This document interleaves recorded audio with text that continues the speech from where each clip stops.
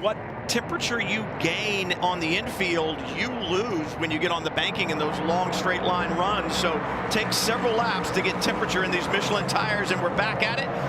What does Grant have for Krantz down at turn 1 this time? Is he going to try to go around the outside? No, he's not, but a little further back. Whoa! There we go. Battle for 5th and a spin. Oh, and contact, big time contact. And we were... Joe Robillard got into him just as he was spun around, and 3 or 4 cars involved now. Yeah, we were just talking about Joe Robillard and Stephen McAleer hopefully having a good day. I think that one has come to an end with the 47 in the back and one of the Junior 3 entries, the number 3 involved as well. It was the 34 that had the initial spin. Peter Ludwig. And Robillard actually up in the air. He can't get those Michelins on the ground because of the 47 Motorsport entry there behind him has actually picked the rear tires up off the ground. Ludwig gets it straightened around. Let's see how that happened. Down on the inside, Brian. Oh, he wanted to go. Yeah. The car in front was not. He jumped back in the throttle, made contact, and when he made that contact, he had to lift. And as soon as he lifted, that transfers weight to the front, gives the front end good grip. The rear end comes around because you're already compromised. You're in the corner already. And now you're sitting in the mouth of the funnel and everybody else is coming in. Take a look. Tristan Herbert just gets a little wiggly in the green, black, and white car. And when Ludwig wanted to jump back in the gas, there was no place to go. Yeah, and like I said, with the car bound up in cornering load, when he came off the throttle, that transferred weight to the front, dug that right front end even more, and the rear end began to step out. And Joe Robillard, not his day. We saw that smoke. I think that was just simple bottoming, but he was somewhat of an innocent bystander there. I don't know that he could have gotten around. And is the 6 involved as well, or is this a different problem? Dan Goldberg slow there in the blue and red 6. Robillard's car, by the way, as they try to figure out what's happening with Goldberg, that's in NASCAR 1.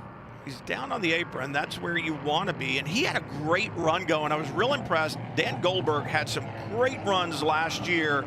He started teaming with Rasmus Lind at Sebring at the 2nd race of the season, and they had some good runs. I didn't see him involved with this. I wonder if he's got something mechanical going on. I was mentioning the 43 of Robillard, that the cool paint scheme you see there. He is on the left in the 43. There's the 47 sitting there of Brownson. But that paint scheme, that's actually, you could call that a paint scheme versus a livery, because that's a painting that Robillard did himself. He says, my artwork on the race car. Meanwhile, 7 on pit lane as well. Yeah, Brynjolfsson's a part of it. Let's take it back from the restart. Look a little bit further back. Go up front, you see 4th place car, the white and green, and then the red and white car, and then further back. So the 18 has to check up a little bit because the car in front does. Boom, boom, boom. And you see what happens there. Brynjolfsson was involved a little bit. I think Goldberg was ahead of this. Yeah, Goldberg's ahead of all of that.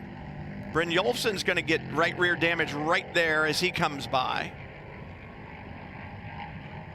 But it doesn't answer what happened to Dan Goldberg. Take another look, fanning out. This was the restart. The resumption of play, going not for the lead, but back in 5th position.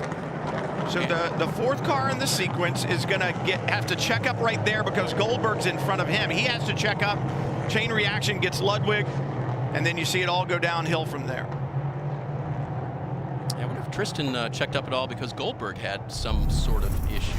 Sorry. Well, and I was wondering that as well, Dave. That's a very valid point because Herbert looked like he had to check up because perhaps the 6 didn't, quote, go. You know, he didn't have the drive off the corner that he expected him to have, and that accordion effect just kind of built through the back. And this is not the debut that Alan Brynjolfsson and Trent Hinman wanted.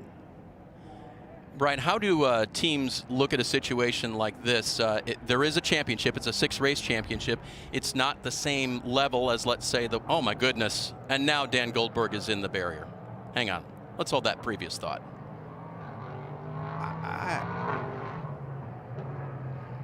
And Dan's going to hop out. Yeah. This went from questionable to a whole lot worse. And waving to the crowd there. There are a few fans on the grounds today. Yep, he's looking at it like, what in the world just happened? You know what? And I love race fans. They're there to congratulate him, not giving him a hard time for some That's error right. that he made on the racetrack. They're clapping for him. They're saying, good job, and they want to talk to him. And sorry you're out. Yeah. He certainly had one of the most recognizable cars on the racetrack. Performance Tech Motorsports fielding that car for Dan and Rasmus Lind. He is the defending champion along with Matt Bell in this class, but the third car in line, Tristan Herbert, a good race car driver, Yep. and certainly knows the sport. We'll talk more about that in a minute, but he doesn't know these cars, and you see Raul trying to take advantage around the outside. Tried to make that black and green and white 18 a little bit wide. That's going to be just enough to keep Raul behind for the moment. That's impressive right there on the part of Tristan Herbert. This Andretti Autosport team just got look this out, car, look out. and that And Naveen Rao takes the one too far into the International Horseshoe and takes out both himself and Herbert. And that was not impressive. We were just talking about what was. Well, now we can talk about what isn't. Now it's going to be difficult to get these cars back underway. And had a good look at both sides of the car since they've been spinning around in circles there. They don't seem to have a lot of damage on them. But I wonder if Naveen Rao's experience allowed him to go a little deeper in the brake zone, but the opportunity just isn't there. Herbert's already turned in to enter the corner, and Rao has way too much speed. I don't think if Herbert was there, Rao was going to make the corner anyway. No. And he wasn't certainly crowding the apex by any means, No. the 18 car.